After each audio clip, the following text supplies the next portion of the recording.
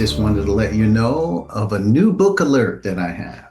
It is now published and is on Amazon. Now, just to note, the first book was published in March of 2023, and this book was just published at the end of October 2024. So just want to alert you that there is a new book on Amazon. So I'll show you the covers and how to get to them and all of that in a moment, but just wanted to let you know that we have a new book alert. Why don't I take some time to share? All right, so here we have the two books available. As I said previously, the Gospel According to Doug was the first book, and it was published. And the second one is Saved for Sure.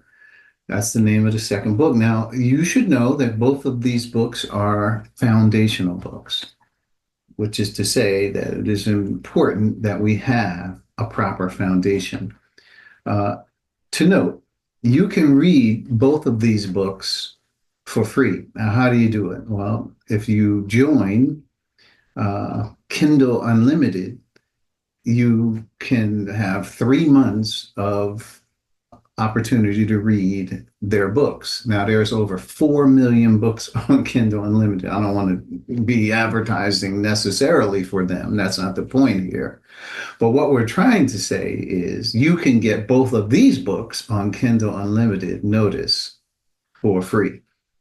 And it's a 3-month period, a trial period that you have. If I click on this, you could, obviously I'm already joined, but if you click on it and you're not, it'll show you that you can get both of these books on Kindle Unlimited for free. And just to note, I'm looking into an audiobook format. That's possible. That's coming down the road. That maybe we can do some audiobooks with these. Now that we got this published part out of the way, we'll look into it. I'll keep you posted. So both of these books, again, are available on Amazon, and they are both foundational books. Let me just take a moment to talk about the foundation just for a second. So what is important about the foundation? Why do we need to be concerned about what foundation we have? I'd say it's an important thought. Let's look at 1 Corinthians 3:9 through 11. We're going to read this verse here. Let's look at this verse, 1 Corinthians 3:9 through 11. For we are co-workers in God's service. When he says we, he's referring to we, other ministers who are ministering to the Corinthian church.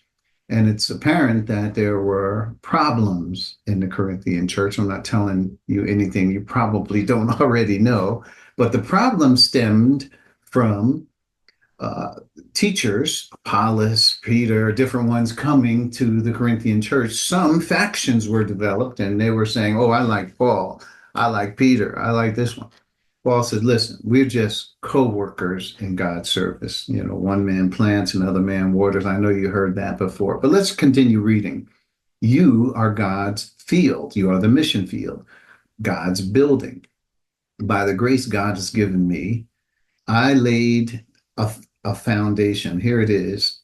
Paul's saying, when he says he laid a foundation, he's talking about the fact that he taught the foundation. Now, it's important to know because God says his thoughts are not our thoughts. We get that from Isaiah 55. So when he says that, he's saying because he thinks differently from us, his ways are also not our ways. So having said all of that, we need to have a foundation of understanding this new reality. It's obviously new to us. God told us it was new.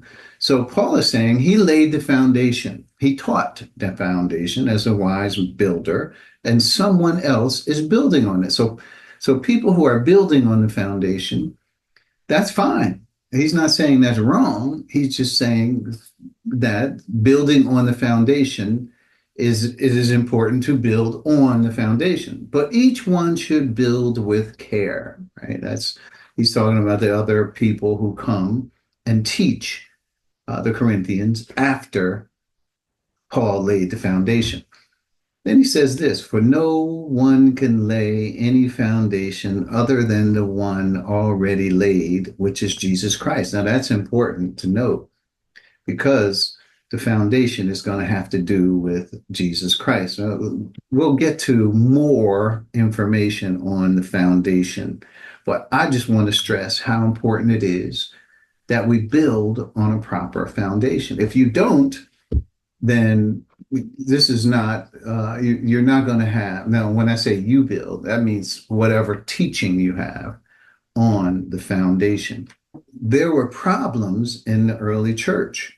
And dare I say that there are problems today in many churches saying many different things.